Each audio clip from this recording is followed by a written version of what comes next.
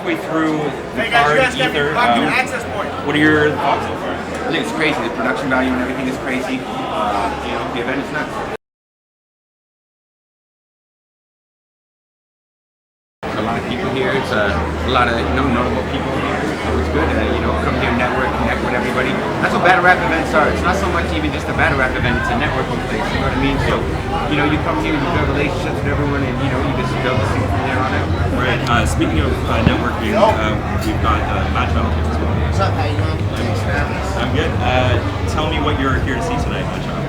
The casting is what most intriguing to me. I think Danny Myers is super dope. Immaculate, super dope. It's like two guys that I think are very competitive. I love the Sardo style. I mean, I also big. Disaster is my favorite, and Pat Stay was my two favorite. Okay. Now, Madchild was one of the first, if not the first industry artist to step into the ring in the modern era. Is that accurate? It's the first famous other artist, that's for sure. I would say so. Yeah. Hey! Breaking records! Hey! Who do you think has done best out of all the mainstream artists to step in the ring? I think Madchild has. I think Really? Yeah.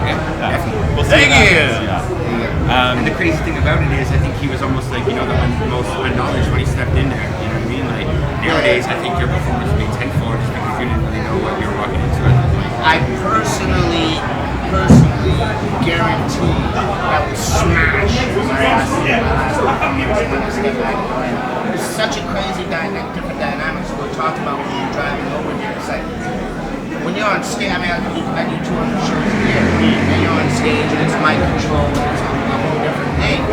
You walk on there for the first time. First of all, it's the first time I had butterflies in my stomach in years, but that's good for me. I wanted to challenge myself, you know what I mean?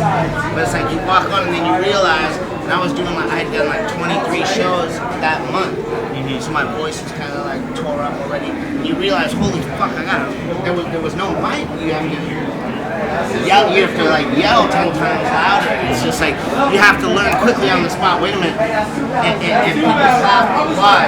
You got to be able to pick it back up. So there's so many different dynamics that you don't realize until the first time you experience a battle. Like it's so much different. You know what I mean? Gotcha. Yeah. But now that I feel that I've experienced once, I feel like I'll smash it. Sure. Now, you mentioned, next time it happens. Is that anything you want to hint at or comment on? Or? We're gonna make it happen. We're talking to make it happen. We were holding out for a matchup that we wanted to make, obviously the 360 battle to happen.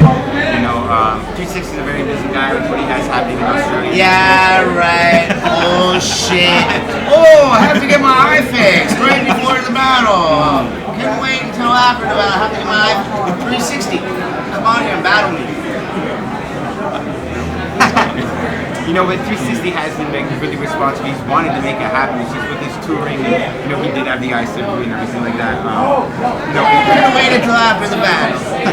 But I will say this: he seems like a cool dude, and I respect to him and he's fucking from which is doing incredible things in Australia. He's like the Eminem of Australia. So respect to him. I am just joking, but I do want to battle him. And so you've just announced the partnership with Drake for Blackout 5. That's what, late February? Early February. Okay. First week in February. Okay, cool. What does that kind of partnership bring to the table that you guys have? I think, you know what I mean? I'm not too much sure what it is yet. We're yet to find out. Drake is someone who he's not jumping into battle scenes trying to, make a name for himself or try to get the battle scene to be like, fan base of his. He's just an actual fan base, and, which is what's super cool about it. He doesn't need to do anything to fucking bring any attention to himself. And also he's not launching his own brand. He's partnering with a brand that he represents. That he believes in. It's because he believes in it. And he thinks he appreciates it. And that's I think that's really cool. Somebody that's the biggest artist on the planet to do it for the passion of the culture. I can do nothing but respect. He's a super good guy, man. You know what I mean? And he's been helping out a lot with this event. We've had plans to do this for about a year or so. So now it's all coming to fruition. And it's gonna be crazy. He's helped me a great deal with this event. And we're gonna make history. I believe that. now there was, And you can jump in like, also, like, what is it going to bring to it? It's going to bring a lot more eyes to it.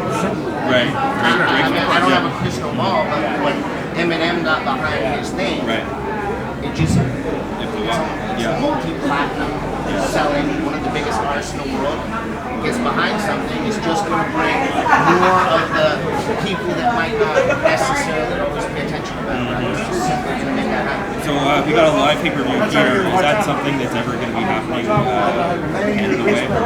It's hard to happen, right? Like with the live pay-per-view, there's a lot of factors you've got to take into it. In Canada, we really don't have good internet speed in Canada.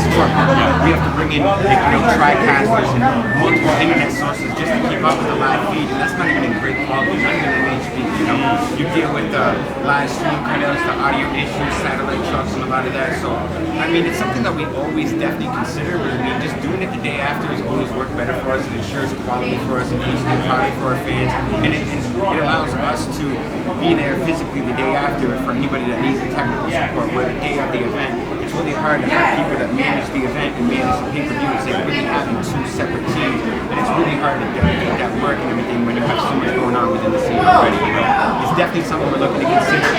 Whether it's going to be a permanent option, the future will tell. Right now, we found something that works really well, and we haven't had any issues with it. People don't seem to mind it too much, and it's about just delivering a quality product to people. I don't want people paying money and not getting their money's worth. Right. When we had Vendetta and stuff, we did all the right steps. We run the TriCasters and everything, and it would still cut out. And we'd have to delay the event because we don't want to run a battle without the paying customers of pay-per-view to see it. So you deal with a lot of the internal issues like that. So I mean, just doing it a day after has always been soundproof for us, and it provides the quality that people think. That makes sense. Final question.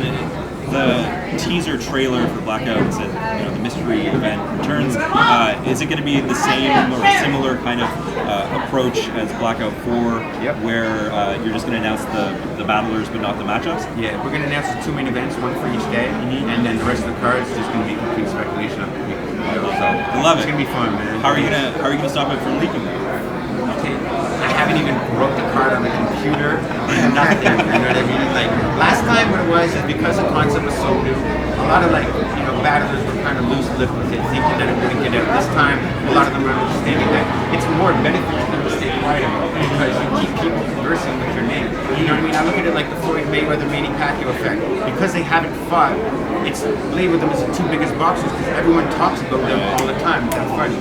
You know what I mean? So with the speculation of nobody knowing who they're battling, they continue to throw different ideas, different matchups out there. What if it's this? What if it's that? And it builds a brand. Then when they find out the matchup that day, you have your fan base going crazy. The battle concept is fresh. The topic of the battle hasn't been beaten to death, which is a huge thing in battle rap. A lot of times matchups get announced 2 months ahead of time.